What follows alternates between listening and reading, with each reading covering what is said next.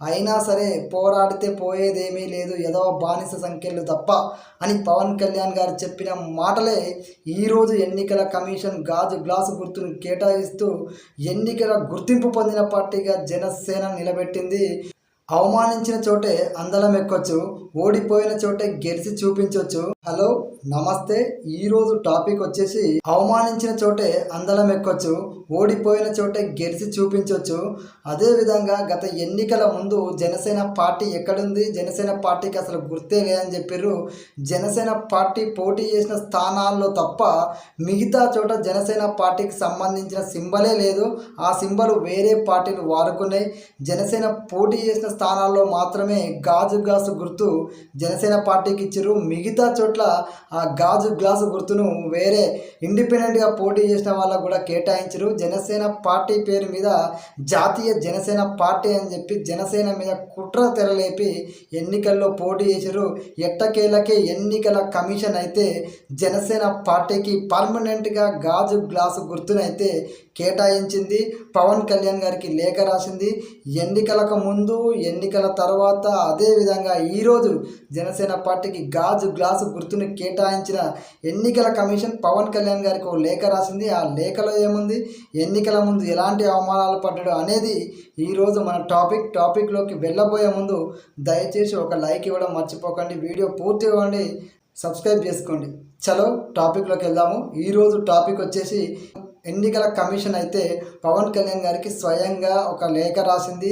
జనసేన పార్టీకి గాజు గ్లాసు గుర్తును కేటాయిస్తూ పర్మనెంట్గా కేటాయిస్తూ వారికైతే ఒక లెటర్ రాయడం జరిగింది పవన్ కళ్యాణ్ గారికి.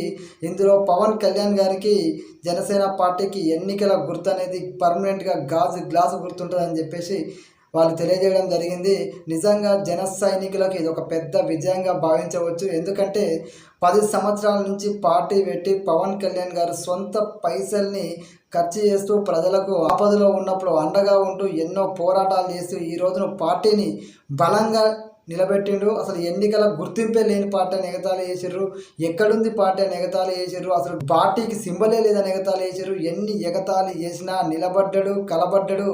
ఈ రోజున ప్రతి జన సైనికుడు పవన్ కళ్యాణ్ గారిని నమ్మిన వాళ్ళందరూ కాలర్ ఎగిరేసుకునే తట్టు పవన్ కళ్యాణ్ గారు ఆయన విజయం దగ్గర నుంచి ఈరోజు ఎన్నికల సంఘం ఏదైతే ఎన్నికల గుర్తు గాజు గ్లాసును కేటాయించిందో ఇప్పటిదాకా పవన్ కళ్యాణ్ గారు వెంట ప్రయాణించిన ప్రతి ఒక్కరు కాలర్ ఎగిరేసుకునేలాగా పవన్ కళ్యాణ్ గారు ఈరోజు జనసేన పార్టీని, ఆయన అభిమానుల్ని, కార్యకర్తల్ని ఒక గొప్ప స్థాయిలో నిలబెట్టడానికి ఎన్నికల గుర్తే ఒక నిదర్శనం.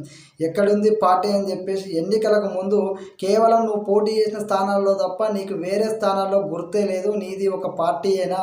అదేవిధంగా జనసేన పార్టీ పేరు మీద జాతీయ జనసేన పార్టీ అని చెప్పేసి ఇంకొక పార్టీని దింపి ఇండిపెండెంట్గా జనాలను నిలబెట్టి వాళ్ళకు గాజు గ్లాసు గుర్తొచ్చేలాగా చాలా కుట్రలు అందిరు. అదేవిధంగా 10 సంవత్సరాల్లో ఆయన అవమానించని మాట అంటూ లేదు. కానీ అవమానాలన్నింటిని తెంచుకొని విజయం ఒక సమాధానం చెప్తే ఈరోజు గుర్తింపు లేని పార్టీ అని ఎగతాళి చేసిన వాళ్ళకు చెంప చెల్లుమనేలాగా ఈ రోజున గాజు గ్లాసు గుర్తు అంటే జనసేన, జనసేన అంటే గాజు గ్లాసు గుర్తు అనేటట్టు ఎన్నికల కమిషన్ ఈరోజు పవన్ కళ్యాణ్ గారికి లేఖ రాయడం అనేది అసలు ఎక్కడుంది పార్టీ, గుర్తు లేని పార్టీ అన్న వాళ్ళకి ఏం మాట్లాడాలో తెలియకుండా చెంప చెల్లుమనిపించేలాగా ఈరోజు ఎన్నికల కమిషన్ ఇచ్చిన ఈ గాజు గ్లాసు గుర్తు అనేది ఒక సమాధానం. నిజంగా అవమానాలు పడ్డరు, అసలు ఏలన పడ్డరు, అనేక రకాల ఇబ్బందులు పడ్డరు.